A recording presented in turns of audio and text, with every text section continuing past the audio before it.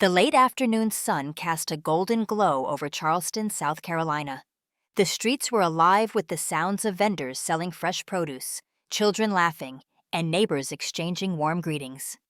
For Maya Williams, a young woman in her final trimester of pregnancy, today was just another normal day. She had spent the morning at the farmer's market, carefully selecting fresh vegetables and herbs for dinner. Her husband, Elijah Williams, was working late at the warehouse, so she took her time, enjoying the warmth of the bustling community. But as she made her way back to her car in the parking lot, her peaceful day shattered in an instant. "Ma'am, stop right there!" The sharp voice cut through the air like a blade. Maya turned, confused. Standing behind her was Officer Frank Reynolds, a man infamous in the neighborhood for his short temper and his bias against the black community. His hand rested on his holstered gun, his posture rigid, his scowl deep. "Is there a problem, officer?" Maya asked calmly, though she felt a flicker of unease in her chest. Reynolds' eyes narrowed with disdain. "We've had complaints about suspicious activity in the area. What are you doing here?" Maya frowned. "I was just shopping for groceries. I'm heading home." "Don't get smart with me," he snapped, taking a step closer. "Hand over your ID." Maya hesitated.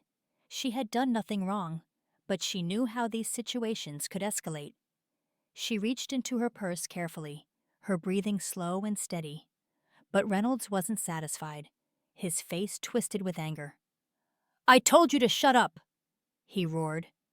And then, it happened. With shocking force, he kicked her, hard, straight in the stomach. Maya let out a strangled cry as she stumbled back, clutching her belly in horrified panic. A collective gasp rippled through the crowd as bystanders rushed forward, some grabbing their phones to record. Maya collapsed to her knees, her heart pounding with fear for her unborn child.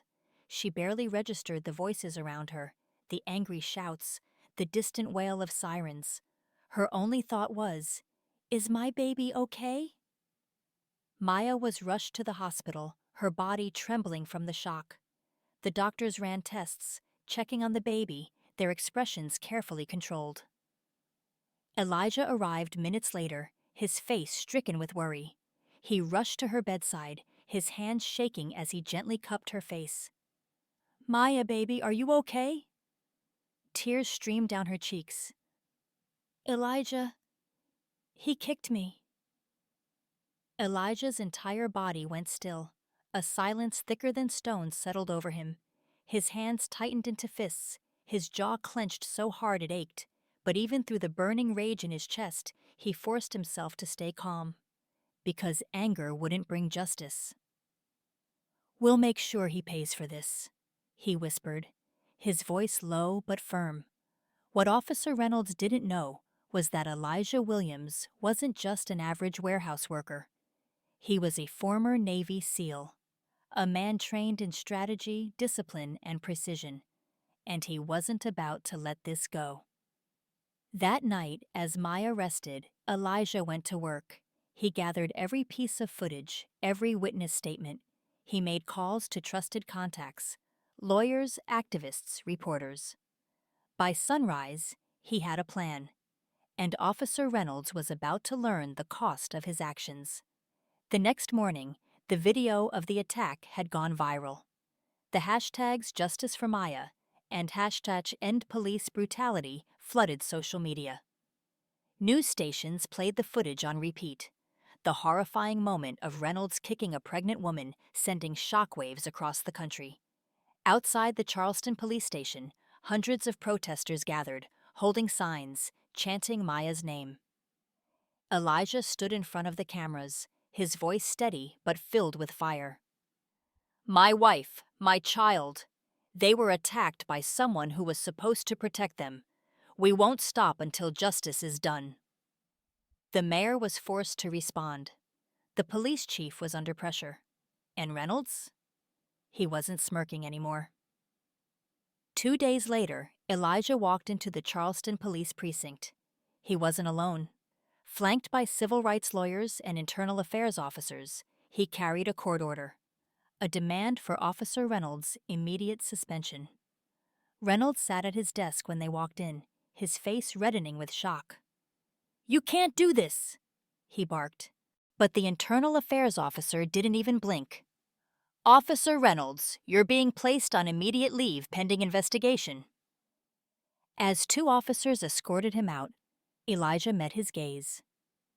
"The mistake was thinking you'd get away with this," Elijah said coldly. Reynolds' mask of arrogance crumbled because he finally understood he had lost. Weeks later, the trial began. In the packed courtroom, Maya took the stand. Her voice was soft but unshaken as she spoke. "I was just trying to get home. But to him, I was nothing but an inconvenience, just because of the color of my skin." Her words echoed through the room. The jury was moved to tears. When the verdict came, the air was thick with anticipation. Guilty. Officer Frank Reynolds was sentenced to 12 years in prison for assault and misconduct. Maya and Elijah won a massive lawsuit against the city, but instead of keeping the money, they used it to fight back. They created the Williams Foundation for Justice, a nonprofit dedicated to fighting police brutality and protecting families. Months had passed since the trial, but the echoes of that fateful day still resonated across Charleston. Maya and Elijah Williams had not just won their case, they had ignited a movement. Now, standing before a crowd of hundreds, they were about to take the next step in their journey. The sun was setting behind them, casting a warm glow over the newly built Williams Foundation for Justice, a nonprofit dedicated to helping victims of police brutality and advocating for legal reform. Elijah, dressed in a crisp navy suit, held the microphone, his eyes scanning the sea of faces.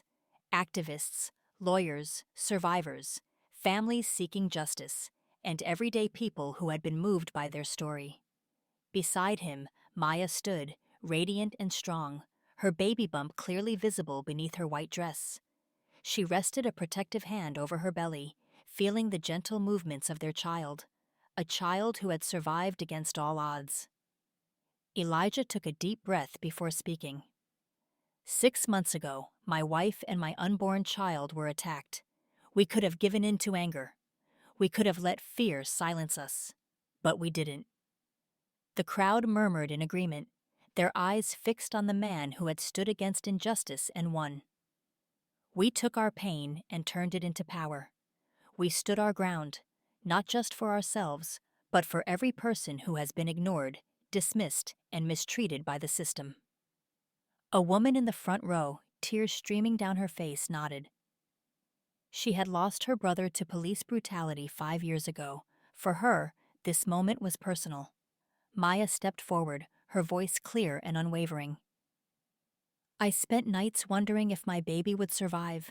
I cried myself to sleep, questioning why my life was worth less in the eyes of the man who was supposed to protect us. But I stand here today because I refuse to let hate win." She glanced at Elijah, who squeezed her hand, silent but strong. "This foundation," she continued, "is not just a building. It is a promise. A promise that no mother will have to feel what I felt. That no father will have to hold his wife's hand in a hospital bed, fearing the worst. That no child will grow up in a world where justice is a privilege and not a right." The crowd erupted into applause. An elderly man in the audience wiped his eyes.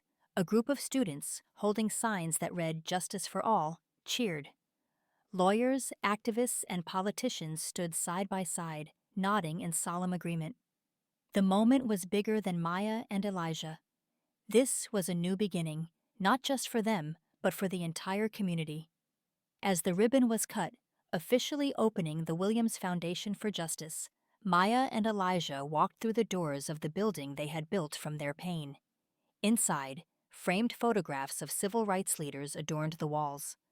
A legal aid office was set up to help families file lawsuits against corrupt officers. A large plaque at the entrance read, "Justice is not a privilege, it is a right." Williams Foundation for Justice. In the back of the room, a group of young black law students stood together, inspired by Maya and Elijah's fight. One of them, a young woman with braided hair and fierce determination in her eyes, whispered to her friend, "One day, I'll fight cases just like theirs." Maya overheard and smiled. This is what it was all for. That night, as Elijah and Maya sat in their living room, their hands intertwined, Maya suddenly gasped. "Elijah!" His head snapped toward her, eyes filled with concern. "What is it? Are you okay?" She let out a shaky breath, a smile breaking across her face. "I think it's time." Elijah's heart raced. Without hesitation, he grabbed the hospital bag, helping Maya to her feet as they hurried to the car.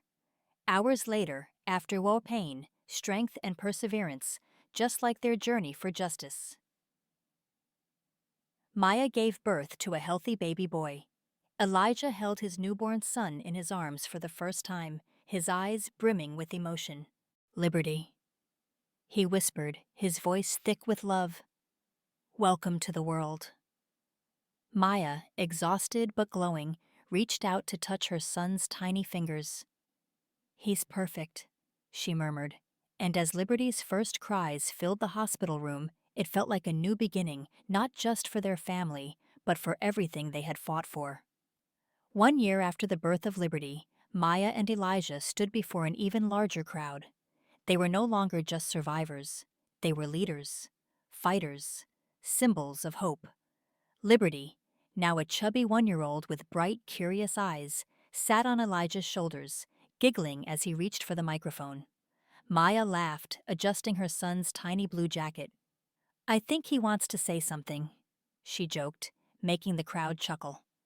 Elijah kissed his son's hand before turning back to the audience. "When we started this journey, we thought we were just fighting for justice for Maya. But we realized this was so much bigger than us." He gestured toward the Justice Center behind them, the very foundation they had fought to build. "This is for every person who has been silenced, for every name that has been ignored, for every child who deserves to grow up in a better world." The applause was deafening. Tears ran down faces. Families held each other tighter.